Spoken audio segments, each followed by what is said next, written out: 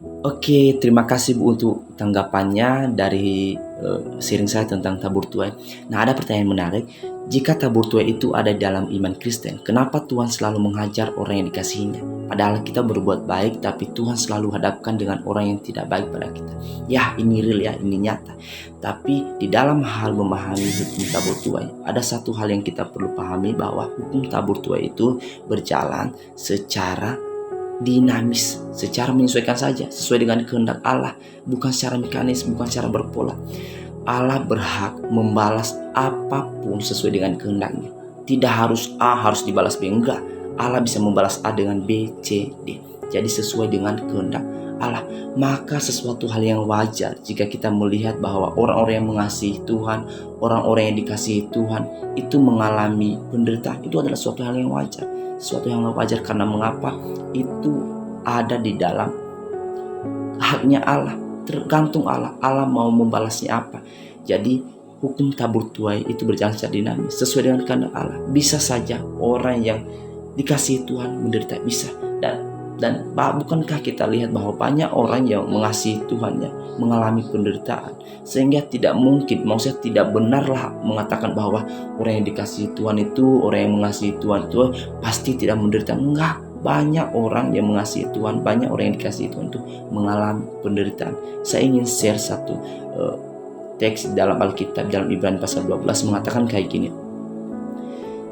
Hai anakku, janganlah anggap enteng didikan Tuhan, dan janganlah putus asa apabila engkau diperingatkannya, karena Tuhan menghajar orang yang dikasihinya, dan ia menyesah orang yang diakuinya sebagai anak. Jika kamu harus menanggung ganjaran, Allah memperlakukan kamu seperti anak. Di manakah terdapat anak yang tidak dihajar oleh ayahnya? Luar biasa. Jadi ketika kita mengalami hajaran daripada Allah, Allah sedang ingin membuktikan bahwa Dia mengakui kita sebagai anak. Dia mengakui kita sebagai anak. Supaya apa? Supaya kita terdidik menjadi lebih baik. Seorang pendeta pernah mengatakan kayak gini, ketika saya mau jadi sabar, Tuhan mempertemukan saya kepada orang-orang yang menjengkelkan saya. Ketika saya mau menjadi lebih baik, mau sembahyang, mau suka berdoa, saya bertemu dengan orang-orang yang sering mengajak saya untuk tidak sembahyang. Mengapa hal itu terjadi? Supaya Tuhan itu memberikan tantangan kepada kita, supaya kita semakin kuat dalam iman kita. Itu cara kerja Tuhan. Itu cara kerja Tuhan untuk mendidik kita menjadi lebih baik. Tentang penderitaan bagi orang-orang percaya, ada 3 hal yang perlu kita perhatikan ya. Yang pertama, bahwa kita harus meyakini, bahwa kita harus sadar bahwa dunia ini telah jatuh dalam dosa. Dunia ini telah jatuh dalam dosa. Maka sesungguhnya kejahatan, penderitaan itu adalah sesuatu yang wajar. Itu adalah suatu hal yang normal bagi dunia yang sudah jatuh dalam dosa. Sesungguhnya ketika kita melihat orang-orang di sekeliling kita yang penuh dengan kejahatan, itu adalah sesuatu yang wajar. Karena mengapa? Karena dunia ini sudah jatuh dalam dosa. Tidak ada kebaikan di dalam dunia yang telah jatuh dalam dosa. Maka sesuatu hal yang mengagetkan sebenarnya ketika kita melihat ada orang baik. Sesungguhnya betul-betul kayak gitu. Ketika kita melihat orang baik, sesungguhnya itu mengagetkan kita. Kenapa ada orang baik? Itu karena ada anugerah Tuhan. Karena anugerah Tuhan. Sesungguhnya mana ada yang baik dalam dunia yang jahat ini. Dunia ini telah jatuh dalam dosa. Tapi bersyukurlah ketika kita bisa melihat orang-orang baik di sekitar kita. Jadi penderitaan, kejahatan itu adalah sesuatu yang wajar di dalam dunia yang telah jatuh dalam dosa.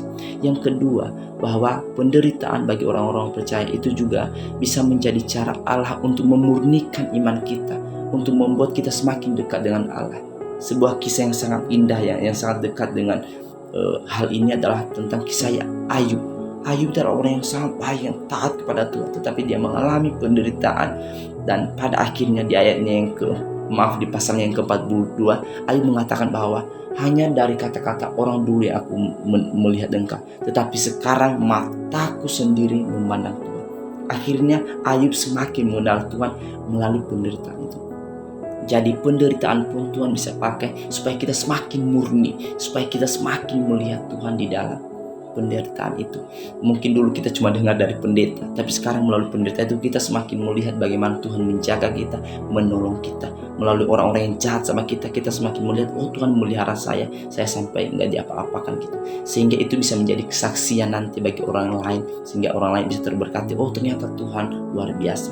Dan juga ketiga, kita perlu ingat bahwa segera periksa diri kita. Kita mungkin mengatakan kita adalah orang baik, tapi bisa saja mungkin kita punya kesalahan. Mungkin saja kesalahan itu yang mengakibatkan hal ini terjadi, penderitaan ini, atau kita bertemu dengan orang-orang jahat. Mungkin saja kesalahan itu yang mengakibatkannya. Kalau itu, maka segeralah kita berubah dan bertobat, minta ampun kepada Tuhan. Jadi, keberadaan penderitaan bagi orang-orang percaya itu adalah sesuatu yang wajar, tergantung bagaimana kita memandangnya. Ingat bahwa penderitaan ada karena memang dunia ini sudah jatuh dalam dosa. Penderitaan ada itu untuk memurnikan kita, tapi juga mungkin penderitaan itu ada sebagai akibat dari kesalahan kita, supaya kita ingat Tuhan lagi, supaya kita bersandar pada Tuhan lagi. Semoga Tuhan Yesus memberkati. Mari kita belajar teologi secara santai. Thank you.